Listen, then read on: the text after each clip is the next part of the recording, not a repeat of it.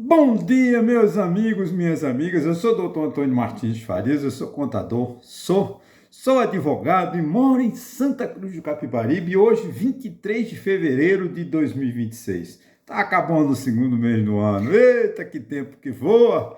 O tempo passa, o tempo voa e a poupança... Não vou dizer não, mas quem é da minha geração lembra, continua numa boa. A minha não, minha poupança não continua boa não, tá fraca. Tá, gente, muito obrigado aos, deixa eu ver quantos, aos 922 inscritos no meu canal, estou muito feliz. A proposta até 30 de junho, nós ultrapassarmos 1.000 inscritos, portanto, conto com sua colaboração. Passe para um amigo, para uma amiga, para um cunhado, ex-cunhado, sogra, ex-sogra, que não existe, mas faça esse favor, para a gente crescer, para a gente trocar ideia sempre. Obrigado aos 23 títulos, pessoas que viram o meu último vídeo, né? Hoje eu trato do seguinte, o título que eu dei, Democracia sob pressão, Justiça, Poder e o Futuro do Brasil. Vivemos um tempo em que a democracia é testada diariamente. Instituições são questionadas, decisões judiciais são tensionadas por interesses políticos e a responsabilidade fiscal parece disputar espaço com o populismo. Ou seja, o governo tem compromisso com o país apenas com o voto imediato, né? O Brasil e o mundo atravessam uma fase delicada. Líderes condenados ainda influenciam eleições. Organismos internacionais alertam para o retrocesso na política e muitas vezes parece mais preocupado com o poder do que com os princípios. Hoje propõe uma reflexão direta, necessária. Estamos fortalecendo a democracia ou apenas utilizando suas regras para enfraquecê-la? A opção de enfraquecê-la parece mais evidente. Tarifas americanas. Sobre a decisão da Suprema Corte dos Estados Unidos, que julgou inconstitucional o tarifaço de Donald Trump, o ministro da Fazenda, Fernando Haddad, afirmou, abro aspas, espero fechar, o Brasil acreditou na disputa pelos canais competentes, na OMC e no judiciário americano, do ponto de vista de sua relação bilateral, agiu de forma impecável. Fecho aspas para Haddad. Com razão, ministro Haddad, né? O Brasil deve prezar pelos organismos internacionais como instâncias legítimas para julgar os conflitos entre os entes soberanos, entre os países, entre outros estados, né? A decisão de Trump era sabidamente inconstitucional. E a corte adequada para julgar a questão assim agiu. Viva a democracia! A democracia hoje é sustentada pelo Poder Judiciário, que é um erro, né? Enfim, podemos afirmar que nos Estados Unidos há juízes. Essa expressão é a seguinte, há juízes, né? Porque, me permita aqui um parêntese, segundo alguns historiadores, existia um palácio de um rei e ao lado do palácio do rei um castelo, vamos dizer assim, um vassalo, um pobre, um cidadão. E o rei chegou para o dono daquele castelo e disse, eu quero o seu castelo, ele é meu, eu sou o rei, eu mando e vou tomar que eu quero aumentar o meu palácio. Aí o o dono daquele castelo disse, não, eu não aceito. Ele disse, mas eu sou o rei. Ele disse, não, mas na França tem juiz. Portanto, quando há justiça, né, em um país, não existe poder na mão de poucos, na mão de um rei, na mão de um ditador. O poder é do povo. O poder é a submissão à lei, é o cumprimento da lei. Isso aqui que a gente deixa claro, que a Corte dos Estados Unidos agiu com fé corretamente. Mas aqui, voltando ao Brasil, o STF precisa impor regras para visitas a Bolsonaro. Veja bem, gente, mas você persegue o Bolsonaro. Não é uma questão de perseguição, é uma questão de justiça. Estamos assistindo diariamente Jair Bolsonaro recebendo políticos e influenciando articulações eleitorais diretamente da prisão onde se encontra. Se for para continuar com esse privilégio, talvez seja mais coerente a Vara de Execuções Penais ou o STF reveja as condições postas. Não parece razoável que a prisão se transforme no quartel-general da campanha eleitoral para 2026. Isso é injusto. Não é injusto com Lula, não, injusto para com os outros presos, que são iguais a Jair Bolsonaro e não têm essas regalias. E todos têm que ser tratados com igualdade. Há necessidade de limites institucionais. Um condenado por tentativa de golpe de Estado não pode, gente, liderar uma campanha eleitoral nas condições que estão sendo noticiadas. A democracia existe regras. E regras precisam valer para todos. Não é só para Jair Bolsonaro, tudo é possível. Por outro preso, nada. Como o filho dele, né, a construção de presídios. Né? Uma das primeiras propostas de Flávio Bolsonaro é a construção de presídios. Ele falou, se fala muito de construir escola, mas eu tenho que colocar muita gente na cadeia. Eu quero construir presídios e não escola. Está aí nos jornais. Você está criticando? Não. Foi o próprio Flávio Bolsonaro que disse que em seu governo uma das primeiras coisas que fará é a constituição de presídios. Quem constrói os presídios é porque não construiu escolas. O presídio é o caminho, é o fim de quem não tem educação, de quem não teve a chance, que não teve a oportunidade de estudar, que não teve a oportunidade de ser um cidadão. Por isso que a direita odeia o pobre. Porque ele não levou o pobre para a escola na hora adequada, agora o pobre se transformou no chamado, entre aspas, bandido, fecho aspas, né? Como diz o slogan do Bolsonaro, né? Entre aspas, bandido bom, bandido morto, fechando aspas para Jair Bolsonaro. E o filho dele já disse que a primeira coisa que fará no seu governo é a construção de presídios para botar gente na cadeia. Então, tem que ter democracia, inclusive nos presídios, dando a Jair Bolsonaro os mesmos direitos que os outros 840, 900 mil presos que existem no Brasil. Bolsonaro não é melhor do que ninguém. Bolsonaro não pode transformar sua penitenciária lá da Papudinha, como estão chamando, que é um quartel da polícia, em quartel-general fazer eleições. Isso não dá certo. Isso é um desrespeito à democracia, é um desrespeito ao povo, é um desrespeito a 900 mil cidadãos que estão presos.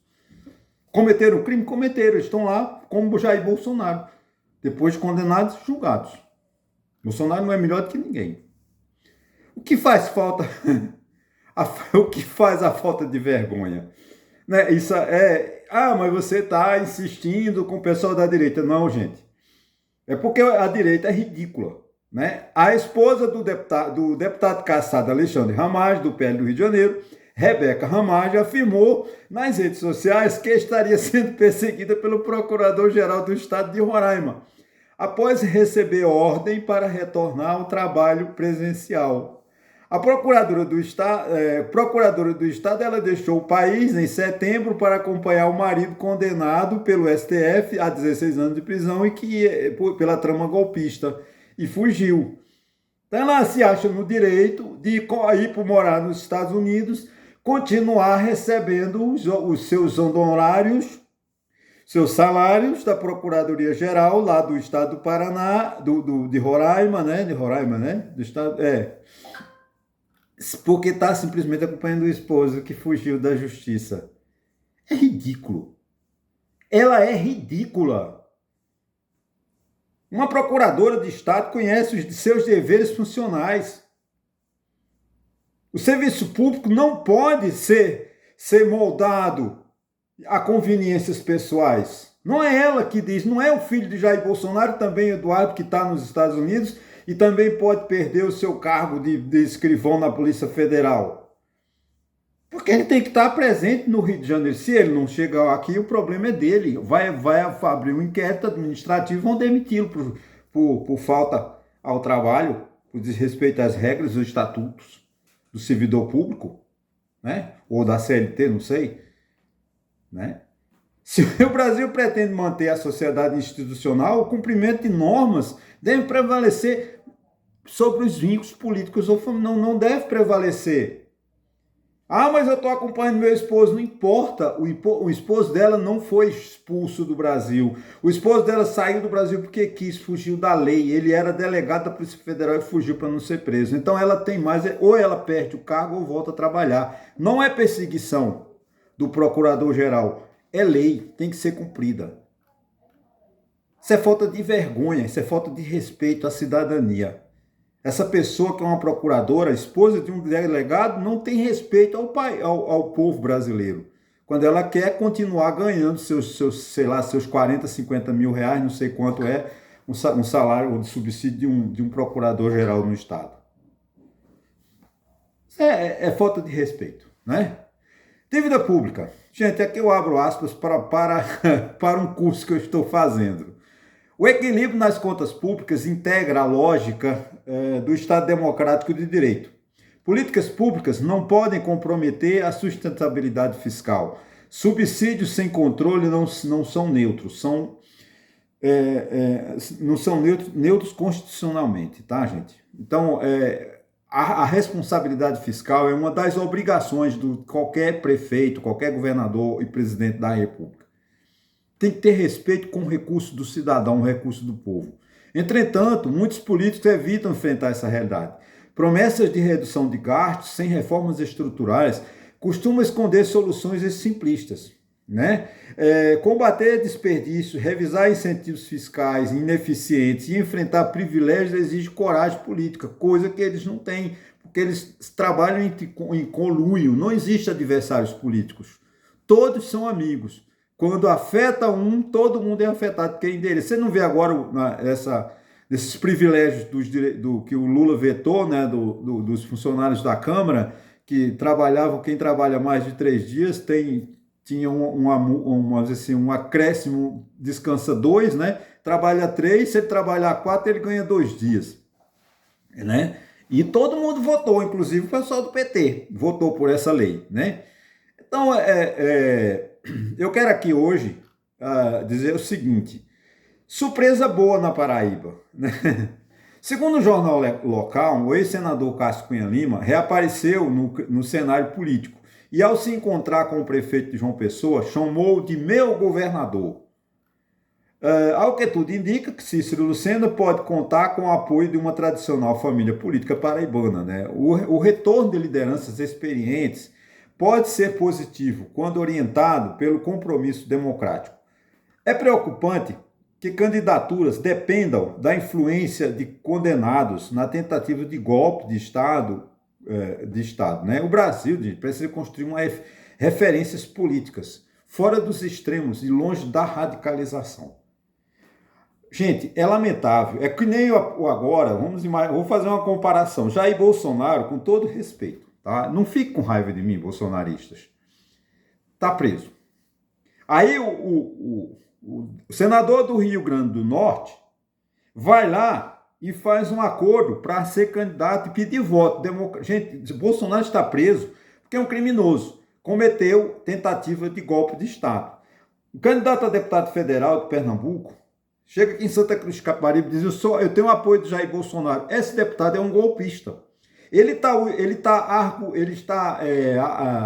descumprindo uma regra básica da soberania, uma regra básica da democracia. Porque na democracia, no sistema democrático, no regime democrático, o governo, o poder não está na mão de grupos políticos. O poder não está na mão de um ditador. O poder não está na mão de um grupo de pessoas influentes, empresários. O poder está na mão do povo. Ora, se tem um ditador, o povo é afastado. Logo, o povo não tem o seu poder. Então, quem vai se orientar nestas eleições por Jair Bolsonaro, ele é um golpista. Ele não respeita a democracia. Se ele for eleito, ele fecha o Congresso Nacional. Faz que nem fez na Venezuela de Hugo Chávez. A Venezuela começou numa constituinte. Ele pegou a Assembleia Nacional Constituinte, convocou todos os políticos, dominou, desmoronou o sistema legislativo, o sistema judiciário, criou uma ditadura e pegou a Assembleia Nacional Constituinte e transformou em Congresso Permanente. Da mesma forma que um ditador, um golpista. Porque se o Bolsonaro consegue materializar o golpe de Estado, você acha que hoje eu estaria aqui? Claro que não. Eu estaria preso, ou morto, ou exilado. Porque eu ia morrer defendendo a democracia. Estou no meu papel de cidadão. Agora, uma pessoa que tem a coragem de ir para uma cadeia, pedir apoio a um condenado, é a mesma coisa que o governador de São Paulo, o presidente da República, antes de tomar uma decisão, ir lá no presídio de segurança máxima, não sei aonde ele está, e dizer: ô Fernandinho Beiramar, o que é que você acha? É o que estamos fazendo quando a gente vai consultar Jair Bolsonaro sobre questões políticas. Então fica aqui o meu repúdio a essa atitude ditatorial da direita brasileira.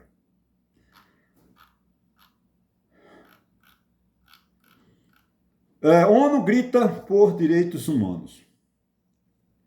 Segundo a coluna do Jamil Chad, que é um dos jornalistas que eu mais respeito, correspondente internacional, trabalha para vários veículos, acho que ele é mais independente, ele faz muito trabalho na ONU, principalmente na Suíça, né? E tem informações úteis para nós.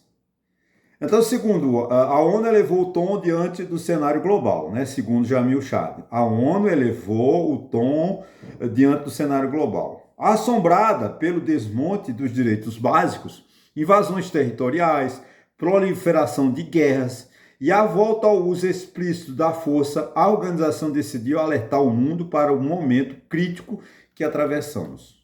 O secretário-geral da ONU, Antônio Guterres, que é meu xará, português, portanto, afirmou que em diversas partes do mundo os direitos humanos estão sendo deliberadamente e estrategicamente desrespeitados. A ONU tem razão ao se preocupar. Quando Estados soberanos se omitem, o poder econômico e militar tende a se sobrepor ao direito. E quando o direito enfraquece, a humanidade retrocede. O que nós estamos vendo nesse cenário mundial, o cenário de um único chefe, que é o Donald Trump, que é o único que tem, assim, manda. Porque o que Donald Trump está fazendo é uma forma arrogante, né, de poder, de domínio absoluto.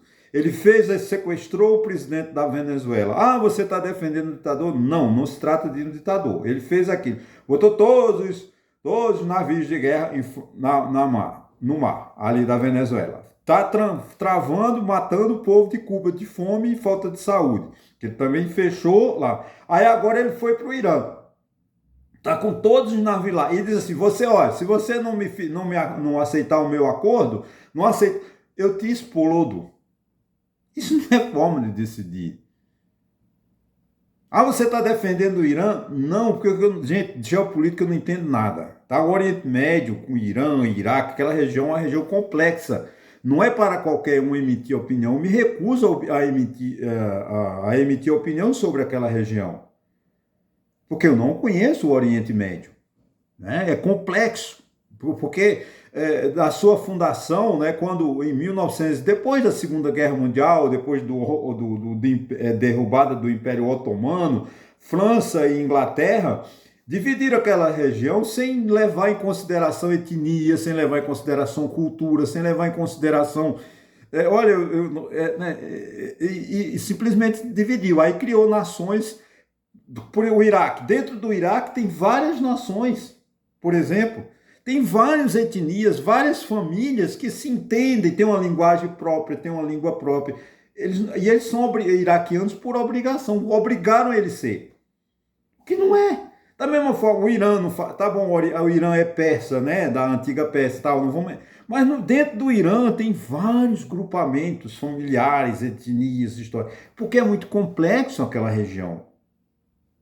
Afinal de contas, aquela região praticamente é o berço da humanidade.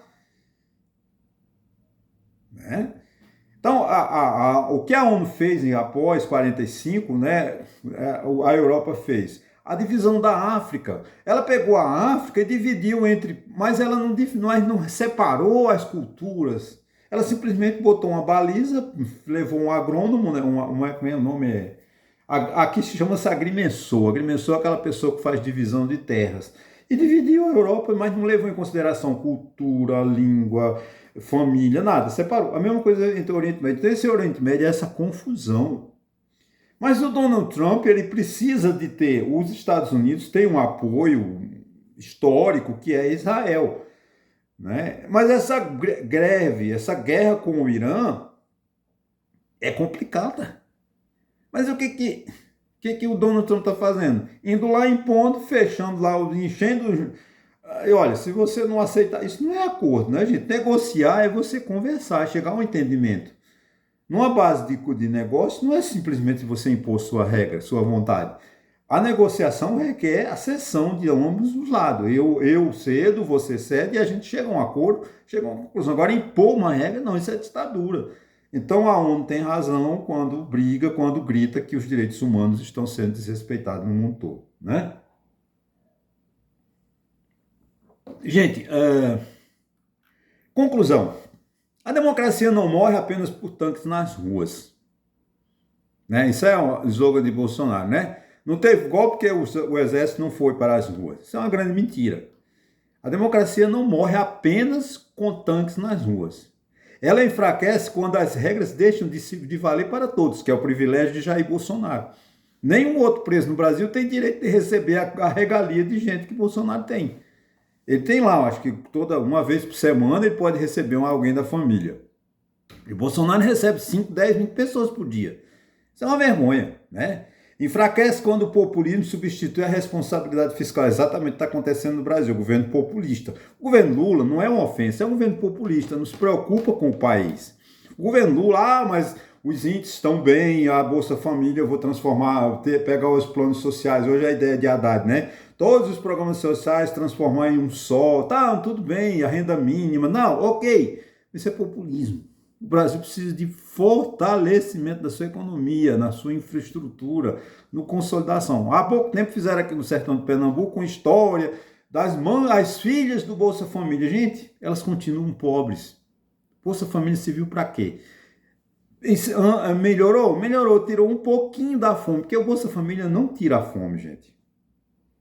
Porque os preços do supermercado não dá para um Bolsa Família alguém comer, né? Com todo respeito. Enfraquece quando o poder ignora, a democracia enfraquece quando o poder ignora os limites institucionais, exatamente. Mas ela também se fortalece quando cortes supremas cumprem o seu papel, quando organismos internacionais resistem e quando a sociedade exige coerência. Esta é a satisfação que a gente tem, por exemplo, da Corte dos Estados Unidos ter dito ao presidente Donald Trump que as tarifas impostas por ele são inconstitucionais. Quem devia decidir sobre tarifas é o Senado. Isso chama-se democracia. É a arrogância do Donald Trump sendo segurado, chamado pesos e contrapesos, pela Corte Soberana dos Estados Unidos. Isso é democracia. A pergunta final é simples e necessária, né? Estamos defendendo princípios ou apenas interesses? O futuro do Brasil e do mundo dependerá de nossa resposta. O Brasil vive uma situação, pelo menos eu vou usar esse termo, da terceira década, né? Porque são 30 anos do século XXI, que não é meu, porque eu sou do século XX, e eu estou tomando emprestado o século XXI para viver. E nós não fizemos nada para o país. Desde 2000 que os governos não têm um projeto de país. O Brasil não tem governo que tenha uma infraestrutura, que segure a receita, que diminua a dívida pública, que melhore a educação, que melhore a saúde. Não tem. O Brasil, essa semana eu estava em Caruaru, quinta-feira fui em Caruaru. E atravessei lá e fiquei com o coração triste, né? Eu vindo uma ex-linha de ferro aterrada. Falei, meu Deus, isso aqui passava o progresso. As pessoas vinham do sertão o trem parava em Caruaru, parava, né, sei lá, em Palmares, chegava em Recife. Essa linha de trem foi desativada. O Brasil optou pelo atraso quando desfez as suas linhas de trem. Porque o governo nunca se preocupou em fazer um Brasil grande, desenvolver a ferrovia. As ferrovias que temos são ferrovias particulares. E os fazendeiros, para exportar, para escoar o seu café, né? Eles fizeram ferrovias com trilhos diferentes. Ou seja, o trem que trafegava na fazenda de Antônio não trafegava na fazenda de José, porque o trilho era diferente. Então o Brasil tem essas ferrovias, são ferrovias do atraso, porque nunca se preocupou, gente, em construir. A Transnordestina é de 1877. E ela não é construída há quantos anos? Desde 1877. O Lula foi assim, fez muita, mas não vai terminar nesse século. A Ferrovia Norte-Sul, que foi feita foi projeto de Sarney em 1989, quando o maior adversário dela foi o Lula. Lula não pode negar isso. O Lula, o PT, foi muito contra, foi um dos governos, dos parlamentares mais contrários à criação da Ferrovia Norte-Sul. O governo Lula, no entanto, foi o que mais investiu por causa das empreiteiras, por causa dos grandes contratos. Ah, você está dizendo que o governo Lula é corrupto? Não estou dizendo isso, mas das construções. A Ferrovia de 1989 ainda não chegou à sua conclusão. Não sei se tem 5 mil quilômetros de trilho. Acho que é 1.000 quilômetros de trilho, que não é nada, desde 1989. Então o Brasil não preza pela sua infraestrutura. O Brasil é atrasado porque não investe em educação. Você vê agora, hoje o MEC vai decidir como usar ou não usar a inteligência artificial nas escolas. Gente, pelo amor de Deus, temos que ensinar ao povo a usar a inteligência artificial e não proibir nas escolas. O que o MEC vai fazer? Criar regra. É um país do atraso, um país que não vê, que não enxerga. E o ministro da Educação do governo do PT revolucionou a educação do Ceará, né? Pelo visto, eu tenho pena da educação do Ceará. Gente, muito obrigado. São 27 minutos. Eu estou já tomando o tempo de vocês. Você chegou até aqui. Muito obrigado mesmo. Mas se inscreva no meu canal. Faça comentários. Por favor. Dê o like, seu dislike, para que o YouTube passe para mais gente. É você que faz o canal, não é o YouTube, é você. Ok, gente? Muito obrigado e até quarta-feira.